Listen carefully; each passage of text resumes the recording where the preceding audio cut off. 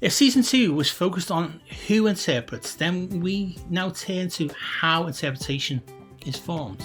This has an important bearing on how you, creatives, understand how to semiotically encode in order to fully enhance how you visually communicate. As a designer-centric analog term, I have superimposed the more creatively accessible term interpretation over Peirce's obtuse philosophical term interpretant. Do you remember we have discussed the pragmatic semiotic termination flow to explain how semiosis works? Semiosis, or sign action power, is predicated on the concept to be communicated, how that is represented, and how it affords its interpretation. If successfully facilitated, then the interpreter will successfully interpret the concept. Peirce's terms for each of these three stages are object, representamen, interpretant. Semiosis 101's designer-centric translation is concept, representation, interpretation. Which do you, creators, prefer?